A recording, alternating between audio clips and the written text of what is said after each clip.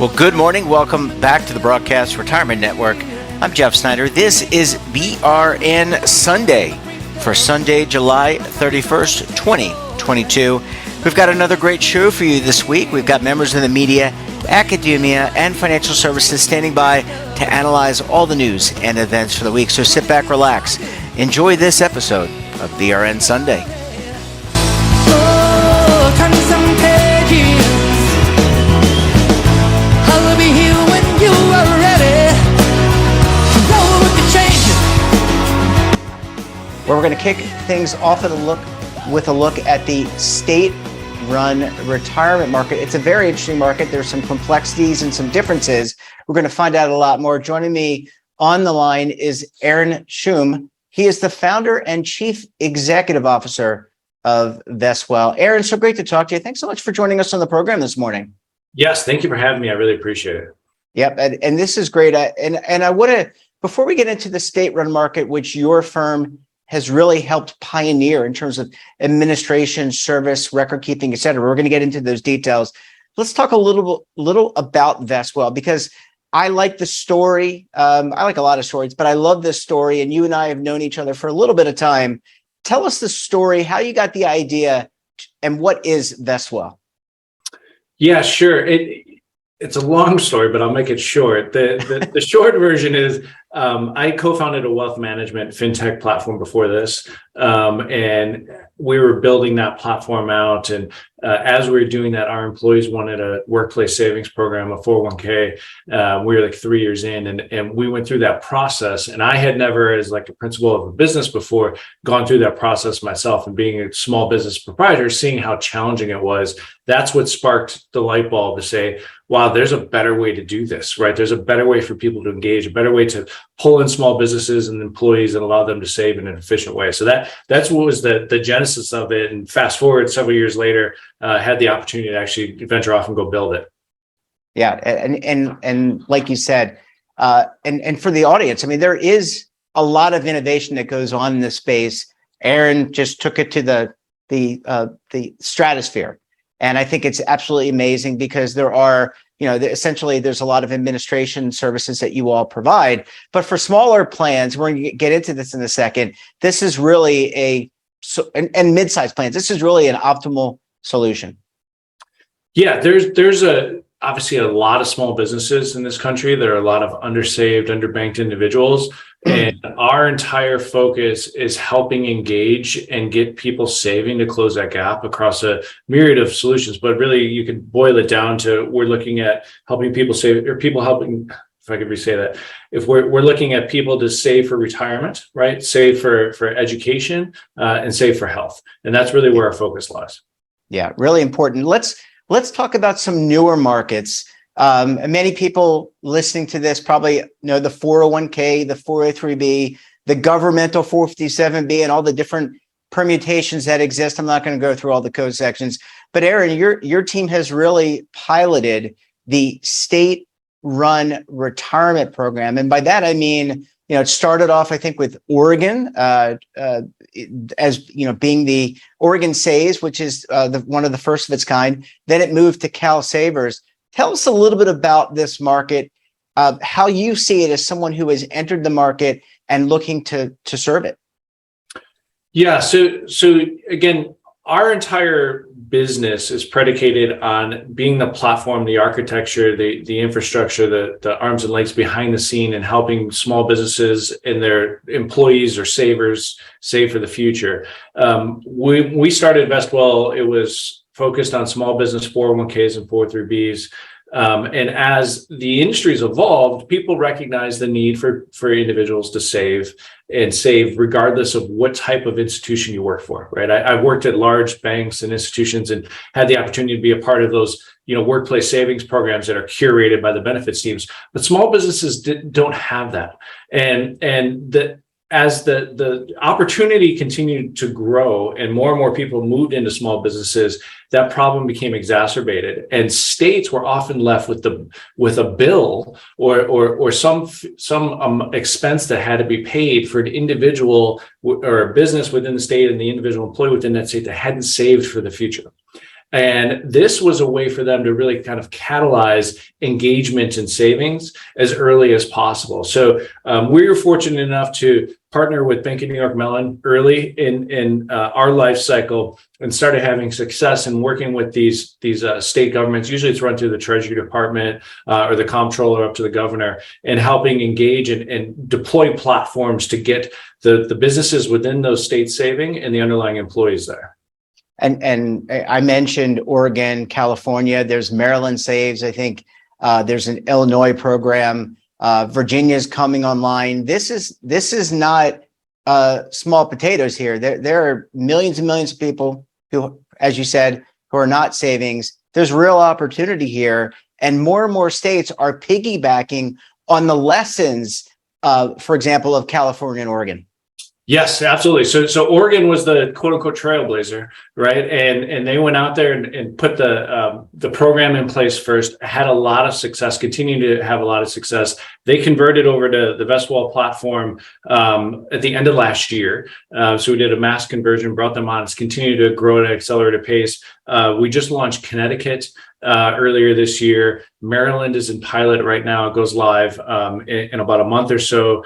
We have Colorado, New Mexico, which is the first joint state collaborative offering that's being put out there. That's going to go live at the beginning of next year, this coming year in 23, and then Virginia. And then there's a slew of other states that are coming up here that have mandates either at some point in time across the legislative process, be it New York, New Jersey, Maine, Delaware, Pennsylvania. And so more and more states are getting active in this. Some are deciding to collaborate together. Some are going off and kind of learning from others and doing it on their own. And we're happy just to be supported behind the scenes and get these programs out there.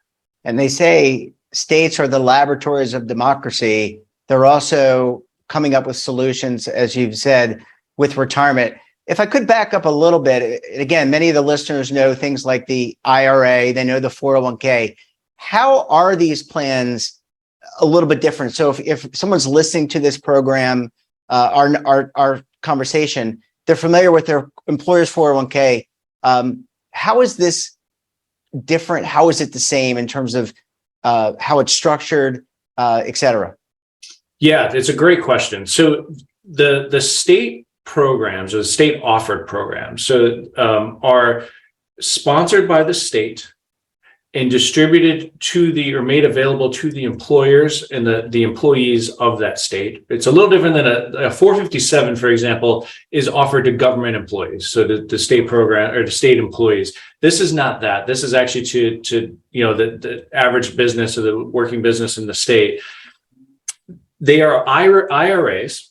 Right. So they follow the IRA mandates, but they're payroll deducted. So if you think about it, it's in traditional IRA world, right? It goes to your bank account right after you get paid, and then you're contributing some amount to your IRA. This actually goes directly from the payroll of the employer into that saver's future IRA.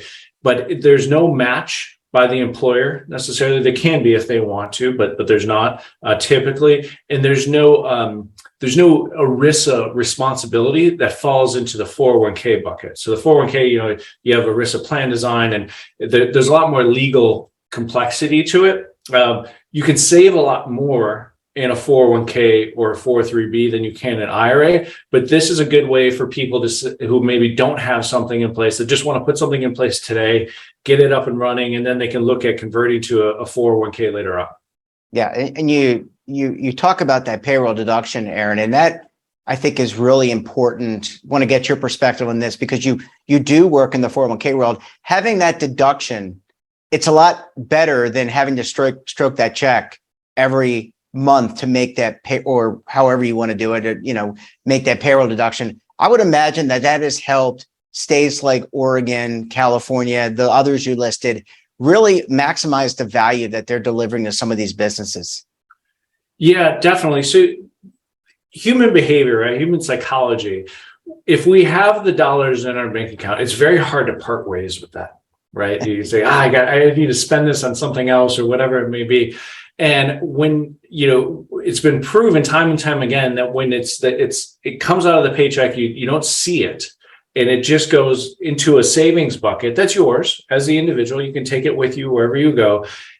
You quickly start to realize that you don't miss those dollars that now are being saved for the future. So now what this ties back to often is the notion of auto enrollment. So as soon as an individual is eligible to participate in this savings program, they're enrolled in that program. And it's up to them. They can opt out.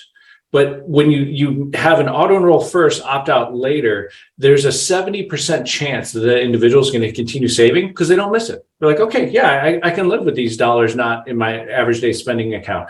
And then there's this other notion of auto escalate that is really important, where every year that percentage of contribution, let's say it's 3% year one, and then goes up to 4 and 5 and so on.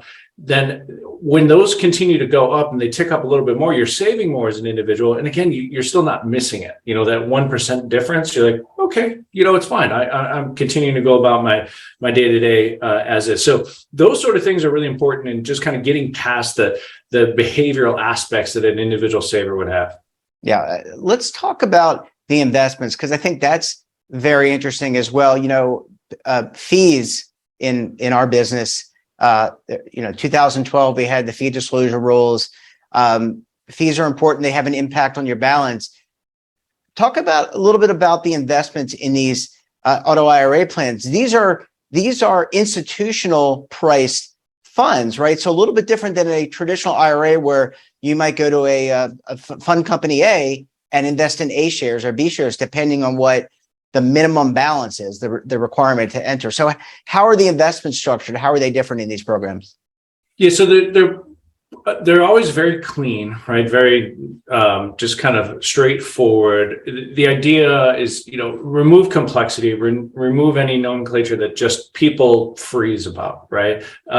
So there's no rev shares like this, right? That you see in some other types of savings programs. They're the clean share class. The investment options made available are usually driven by the state advisor that it's selected, so that there's a program manager, which Vestwell, typically plays a part as a program manager. And then there's an advisor that's selected through usually a separate process, sometimes together, that the state says, okay, so-and-so is going to be the key asset manager in this. And usually it's an aggregation of several asset managers where they'll put in different products, but they're always, low cost, the whole goal, right? Everyone, right? Regardless of who it is, wants people to save and save in the best way possible, which, there's a direct correlation to expenses that tie into that and making sure that the fees are reduced as much as possible. Yeah. The fees matter. And you can see that when you lay it out in the spreadsheet over time. Hey, it's gonna cut into your balance. So building the best and having the best access to investments important. I want to ask you about communication education, because it sounds like and this very well within your own business, making sure it's great to build a plan. You can build the best plan possible, and that's where auto features that you discussed play a very important role. But what about the education component to these programs? It's not enough, I would think, and I want to get your response on this. It's not enough to just say, hey, you're in. There's things that you should be doing as a participant, regardless of, wherever you are in your life. You get married, you have children, you buy a house. All these things, are important to be communicated to and educated about. Yeah, it's so critical. And and you're generally dealing with individuals within these programs where this is probably their first invested dollar in many regards, right? So that's a big hurdle to get through in and of itself. And then it's how do you get people to save in the most effective way possible based on who that individual is, right? What's going on in their life events, plans, unplanned, so on. We do a few things there. One of the core things we're doing, and we started this in the 401k world, and we're actually rolling this out through one of the state sponsor programs here shortly, is we built a proprietary managed account solution that is foundational around goals-based planning. So it can take into account your anticipated Social Security. It can take into account outside accounts you may have, and it starts to build a model around how you're tracking towards your goals as an individual. And and then the investments underneath can adjust as needed based on what those goals may look like. But then alongside of that, we create a lot of content and videos and things that are, articulated in plain English, so people don't get over, I don't know, a lot of anxiety or that there's some intimidation around actually saving, because it's so easy for us that are entrenched in the space just to talk in terms that go far over the head of anyone who's outside of this space, right? I do actually with my wife all the time, but she's a scientist in the life science world. But when I talk about our world, that we, the financial savings side, she's like, you guys use way too many acronyms. Like, you have to stop, right? So we do that even internally. We actually even stopped referring to like the 401k aspect in a lot of regards, and just saying, hey, we work with employers and we work with savers, and that's it. And that's who we're trying to help. And entrenching that into your mind and your everyday, verbiage that you're using is important to get people to start to understand that the moves they should make, or the saving structures they should engage in based on who they are. So and there's a lot of work to be done, right? A lot of work. We put out content, actually in educational content every week. We publish it, and then we incorporate those in aspects of our platform. But there's still endless amounts to do. Yeah, we are all guilty in the industry of using jargon, alpha, beta. The words, acronyms are endless. Aaron, I want to ask you, this is the summer, Congress is in recess, but there have been some bills put forth. I think we're all kind of waiting with bated breath for Secure 2.0. But when you think about this market, and, I know that a lot of the legislative action is done at the state level. But when you're thinking about policy, what are you looking potentially forward to as it relates to the marketplace? Can we hear anything related to this market from the Congress, or are you hearing other things from other states? So both. I think some of the key things, broadly, any legislation that's typically put forth is in the spirit and in the right vein of trying to help people save. It's often not perfect, right? As our legislative process is definitely not, but it gives you the opportunity to create a foundation, and then we can iterate on top of that. And I think that's what we often look for. Now, there's some bills that were put forth, or one that was co-sponsored recently around an IRA savings program, right, across a federal structure that could be put out there. I think those are great. Now, do I like the program in and of itself as like this is what's going to really get move the ball? I don't think so, right? But even looking at these state-sponsored programs, right? People often have an adverse reaction, like, oh, the government's pushing some program on me. But what we've seen is that when the states offer these programs, it also lifts the 401k industry. And people start saying, well, if I'm going to do something, maybe I don't want the state program. Maybe I want to look at my business in a different light, and I'm going to do a 401k or a 403b, depending on the structure. So it is that, that notion of, the rising tide lifts all boats in many ways. So the more we're doing in that regard, everyone is going to continue to rise and save more. But there are structures that need to be put in place that could help. I'll personally, I think like the MEP structure, some of these things that were lobbied by institutions that are ultimately trying to save cost on their side, but not really move the needle in helping people save. I'm not a big proponent of those payments, right? I just think that's a lot of, getting tied up in legal that's not really helping people save, and it's not helping move the industry. It's just helping these big institutions maybe reduce some internal costs at the end of the day. So I think, there's some scrutiny that has to be placed on aspects of the bills that are being put forth, but by and large, we're behind and supportive of most of the things that were put forth. Aaron, last question. You mentioned some of the states coming online. When you open your crystal ball, we're kind of in the back half of 2022. What can we expect from this marketplace? And you already talked about the regulatory aspect of it and some of the plans coming online, but what can we expect in the end of 2022? And then looking into 2023, because there are, after all, 50 states and even a city, I think the city of Seattle, if I'm not mistaken, has a plan that it started, I think, or at least it was planned to have a plan. Yes, there's some that are put out there on a city level. New York's another one that's been talking about putting out something on a city level. So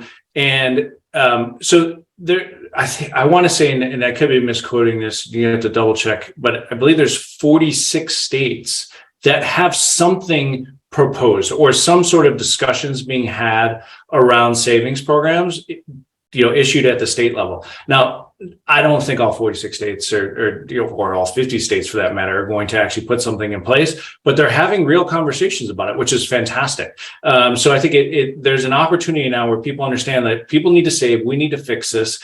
And we always kind of, I don't want to say jokingly, but we often say within Vestwell, like there is no one down the hall who is going to solve these things for us, right? This is on us as an industry, around as a business, as a fintech platform, to go out there and create solutions for individuals. So we always have that in our mind as we're doing it. Now, where we're going and some of the things we're excited about is being able to engage in the small business space, right? You have 32 million small businesses out there. Less than 3% have something in place today, right? So there's a huge underserved segment. So you got to give or take 31 million businesses that could put something in place. So that we need to solve for, that we need to engage with. But then we're looking at opportunities to help people save beyond just a workplace retirement savings program, right? Maybe it's a 529 college savings program for someone's kids. Maybe it's an ABLE program for someone that has disabilities or a family member that has disabilities. We're looking at emergency savings programs, right? And putting together all of these different types of savings vehicles that can be incorporated into a workplace benefit package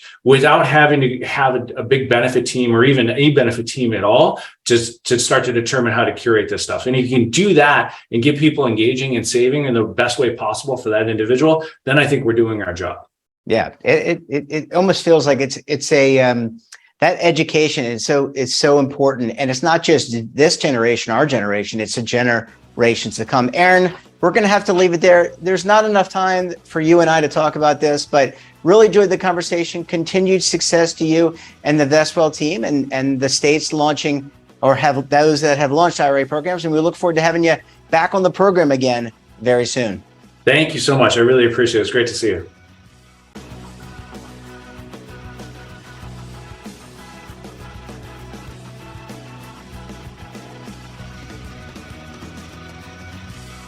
All right, great interview. Welcome back. Great interview with Aaron Shum of Vestwell, talking about state retirement plans. And we're going to shift gears a little bit and talk about what's happening on Capitol Hill. There's a lot happening these days when it comes to retirement and employee benefits. Joining us on the line to help break it down, David Levine, Kevin Walsh, both are principals with Groom Law Group, an employee benefits law firm based in Washington, D.C., and they're also known fondly as the Legal Eagles. Gentlemen, thanks so much for joining us on the program this morning. Jeff, thank you for having us here. It's great to be here, and thank you, listeners, for joining us today as well. Thank you, David. And Kevin, I want to come to you because some big news this week. I don't know, big news, but it's news. Delphi retirees getting there's a bill in both the Senate and the House to reinstate those pension benefits. I want to get your analysis of this, and is it a sign for more things to come in the future? Well, so I think the big thing is that the House passed the Susan Muffley Act. And what it does is it would restore the Delphi workers' pensions that were cut to, the PBGC maximum when Delphi went bankrupt. It would restore them to their full amount. And this is kind of significant because, we have a retirement system that only works when people get their benefits. But we also have an insurance backstop of that system, the PBGC, which, while there's a lot of money there, really doesn't have enough money to make everybody whole. It only has enough to provide benefits up to a limit. And it also, struggles where if there were a number of companies going bankrupt at once, or if we looked at what the premiums are, there could be difficulties in, PBGC paying out all those benefits. And so kind of the compromise that's been reached historically has been that, PBGC pays out at a lower rate, despite the fact that, had the company stayed solvent, it would have paid more benefits. Now, if we see Congress do more of this, then, to a degree, PBGC becomes a supplement, and then, Congress's ability to, appropriate cash becomes kind of the supplemental thing. And, if this were to pass both chambers, right now it's only passed the House, you'd expect to see other industries push for the same thing. Now, this impacts 20,000 retirees in a number of states. It's at least, 15 states. And, one thing that helps in terms of getting congressional action is impacting people in lots of states. So, with this, I'd be somewhat surprised to see this move through the Senate. On the other hand, if I look at the 15 states that this really impacts, it impacts a number of key states like Pennsylvania, North Carolina, Wisconsin, Ohio, states that in a Senate battle could be perceived as must-wins by both sides, and this could be a way to attract voters. Also, in a presidential battle, they could be perceived as must-win. So, it's only passed the House. I'd be surprised if it gets Senate action, but it does create kind of an intriguing step towards an ability for some retirees with defined benefit pensions to be made whole despite their employer going bankrupt. David, do you want to add anything?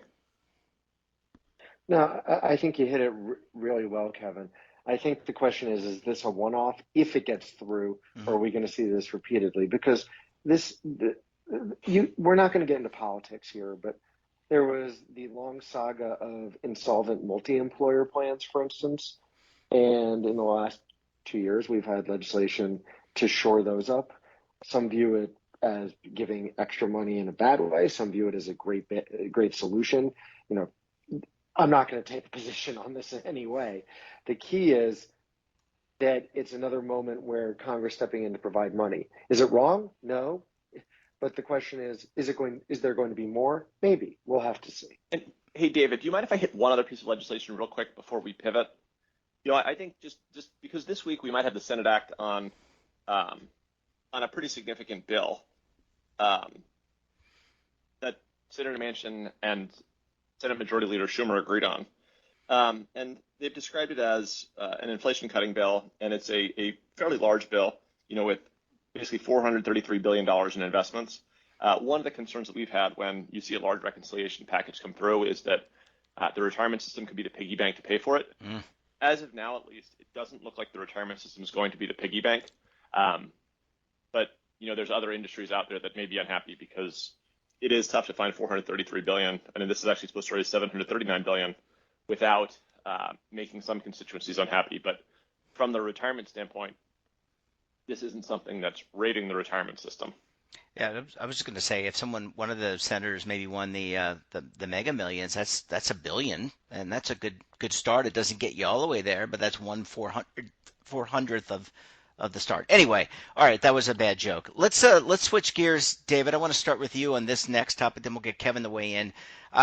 We had a conversation several weeks ago about cryptocurrency and the Department of Labor weighing in. You gentlemen broke it down for us very nicely and succinctly. Now Senators Durbin, Warren, and Tina Smith out of Minnesota, sent a letter to Fidelity to explain their 401k crypto decision. First, I want to get your reaction to this. And I interviewed Senator Tuberville, who is a proponent of open architecture, not just crypto, talking about this. But I want to get your reaction to this letter to our friends at Fidelity. Yeah, well, it's very interesting, Jeff. Clearly, we are in a very, very political world at this point. If I were to discuss this letter basically asks Fidelity to say, it says, thank you for all you do in retirement, but we're troubled by the fact that you are making Bitcoin available to folks through your Bitcoin fund, and by you saying that there's a 20% cap in here. You're saying you're already acknowledging, Fidelity, that there's risks involving with this, but you've decided to move forward anyway. It's interesting.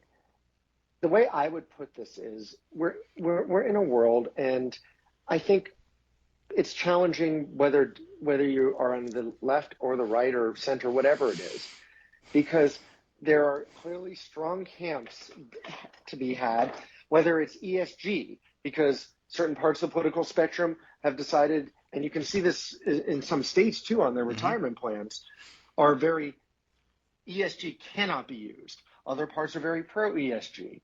Then you see it on crypto. Then you see it on other types of investments.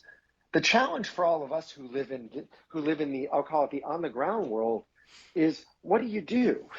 ERISA itself has actually enacted, and a lot of this is people talking and saying things, but as the law actually is written, the law doesn't say this is per se bad or per se good for virtually anything. There's a couple of things like, like collectibles or something like that could be carved out in some cases. But aside from that, ERISA is wide open.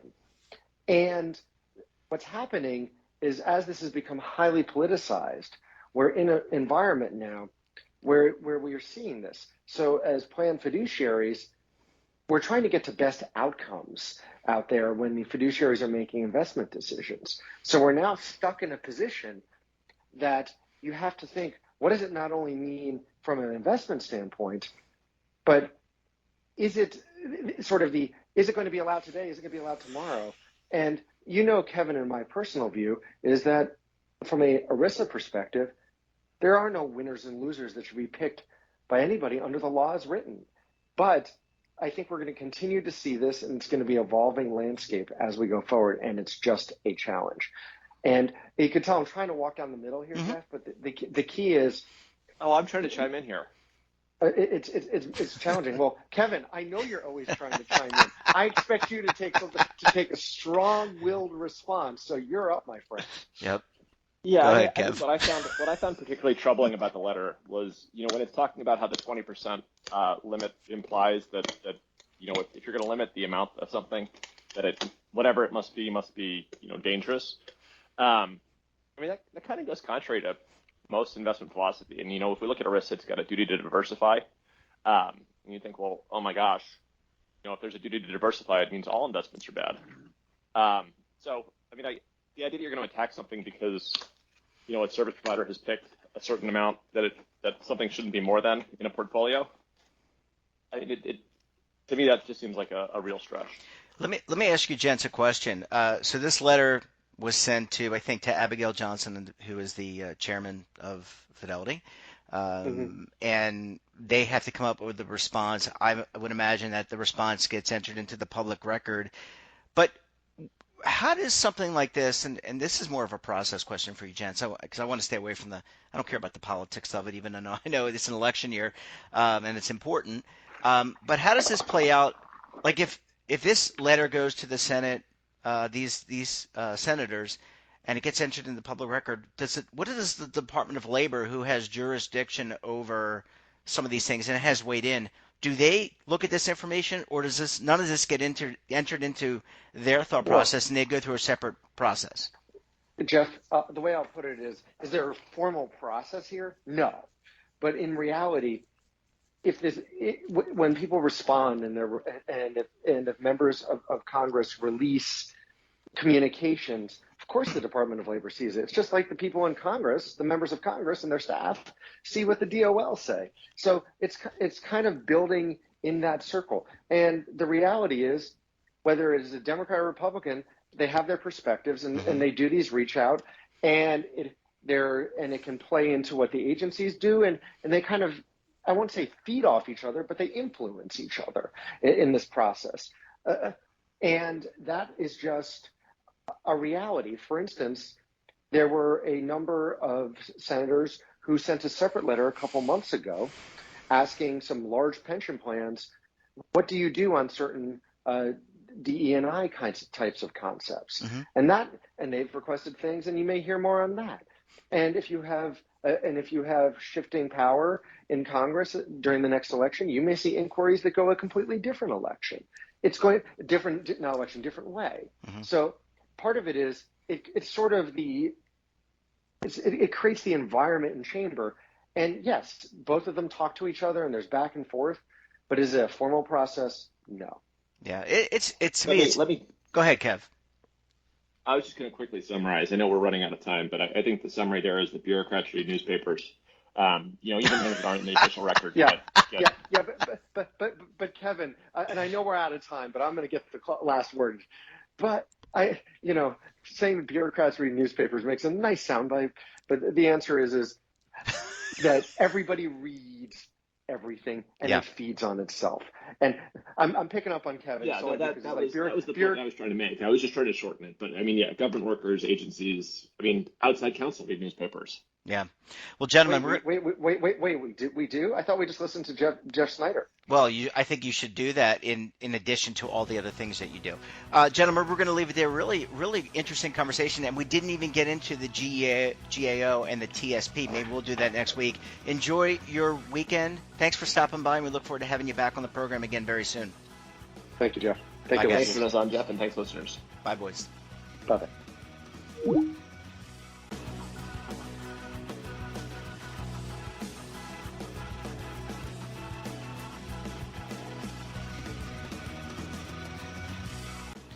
Welcome back, and now we're going to close out the show with a look at what's happening in markets. And joining us on the line, he is the lead anchor for the TD Ameritrade Network, Mr. Oliver Rennick. Oliver, thanks so much for joining us on the program this morning. Hey, Jeff. Always a pleasure. Thank you very much. Yeah, it's been about a month or so since we've chatted about the market. I know we had a Fed interest rate hike this week, but let me start off by asking you it's kind of a softball hype, 50,000-foot view question. Where are we in this market cycle? I know the market kind of came roaring back later this week.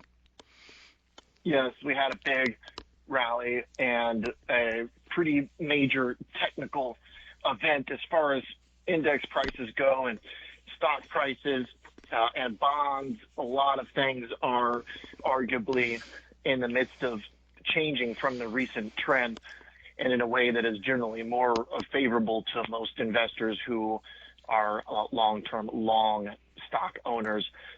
And the short of it is that we are in a paradigm where investors are trying to look through some really discouraging economic data in hopes that it will signal the worst of this catch-22 scenario we're in, where the Fed has to be hawkish and tighten rates and slow down the economy when it's not exactly very robust anymore. So that might be a little bit convoluted. So to maybe phrase it even more simply, is that bad data is still being interpreted as good by markets.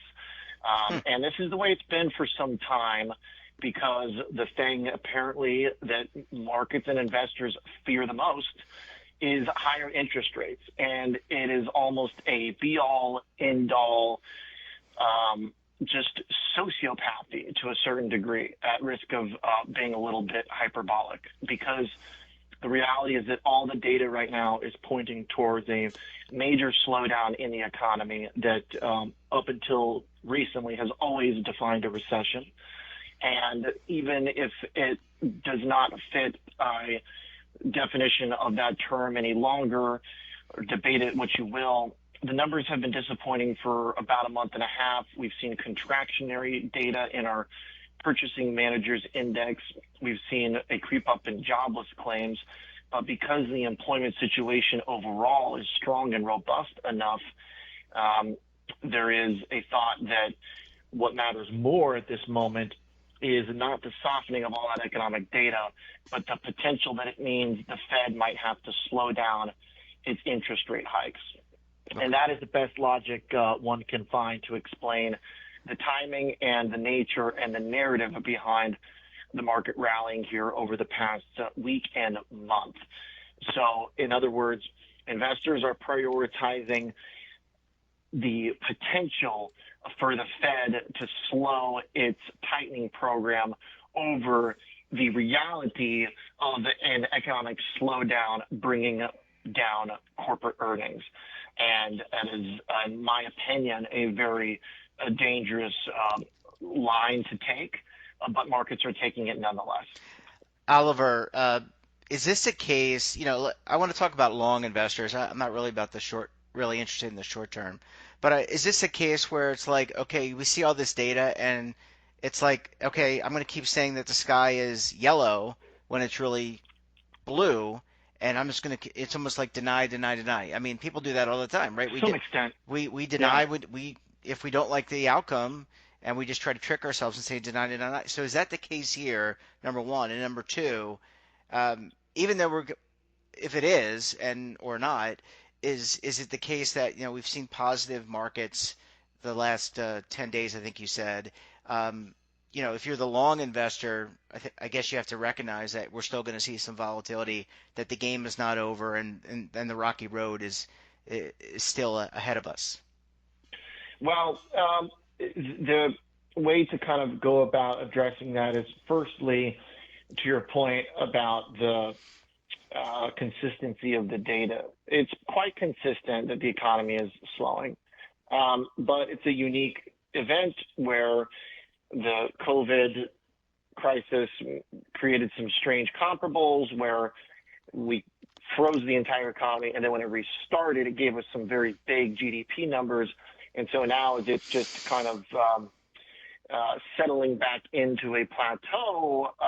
Those numbers are creating a fairly dramatic, typically recessionary indication in the GDP decline. So you can to some degree write some of it off as like kind of the strange volatility of the COVID paradigm, but it's not just GDP. It is consistent data that has been weakening, job layoffs happening across big tech companies, slowing growth, and consumer services businesses that are having trouble capitalizing on the consumer spending power because they have such powerful inflationary negative forces dragging on them, like airlines, cruise lines, also just even restaurants that struggle. And I mean, every company has talked about how they're struggling with inflation. So that part is not going away.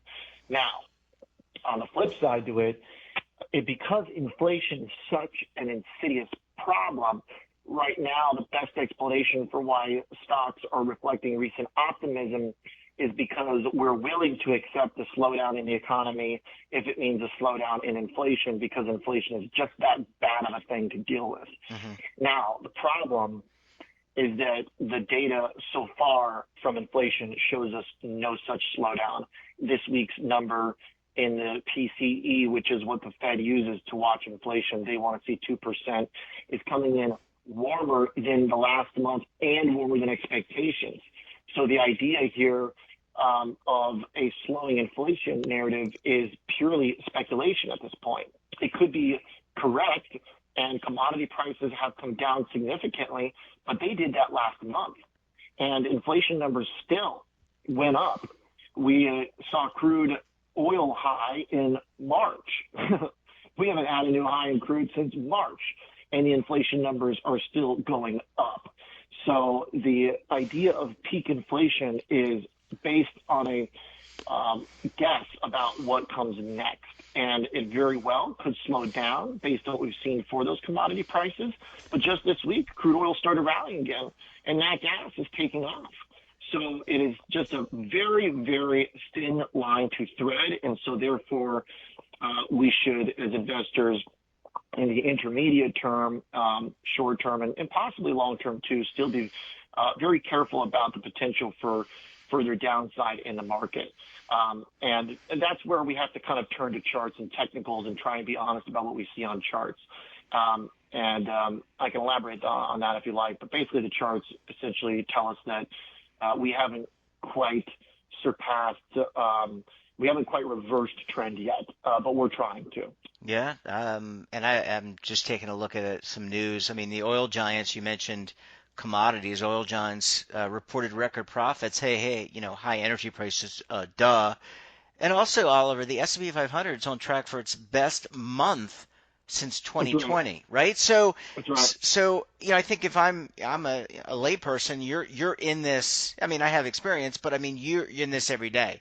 But if you're like me and you're watching this and you're like, oh, geez, some of the data looks good, some of the data not looking good. I go and buy food; it's more expensive. I go to rent a home now, or buy a home; it's very expensive.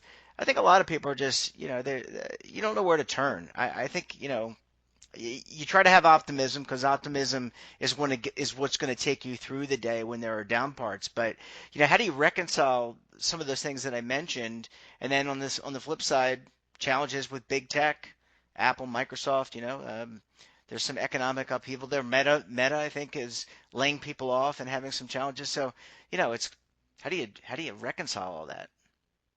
Well, the way to reconcile it is to be objective when analyzing charts. And the S&P 500 is still trading below last month's high. Last month's high was below the high of the previous month. The previous month's high was below the high from the one before that. And you get the idea going back to November. And so that tells us that the downtrend technically is still in place even after this month-long rally. And so we should generally expect the downtrend to continue until something changes. Now, that's where the charts get interesting because we are on the precipice of change. If the stock market rallies past its June high, it'll be the first time that it's made a higher high since the bear market began. And that would really throw a wrench into the bearish narrative because at the end of the day, the market is smarter than any one of us. And we have to respect if it's changing direction. And we're very, very close to that. So if it changes direction, it doesn't really matter what narrative we think and what we, you or I, Jeff or Oliver, believe should be the case. If we start trading above our previous high, that tells us that appetite is building, and you have to respect that. And therefore, shorting stocks is going to become a much more difficult thing to do, which it already has the past month, but it could well be within the trend, and right now could be an opportunity to short within that trend. So we just have to watch to see when technically some of these momentum reversals happen, and we're very close to it. So best answer I can give you is hopefully we'll have an answer next week. Yeah. Okay, last question, and then I'll let you go. And I can't let you go without asking you about the crypto markets. It's been a bloodbath when you look at cryptocurrency. I mean, I think we were talking, was it close to 50,000? It was up there. And it's considerably declined. Thoughts about cryptocurrency and the state of that market before I let you off the hook? And as always, there is a deep, problems and structural issues in the crypto market, and just a lack of utility still in many ways.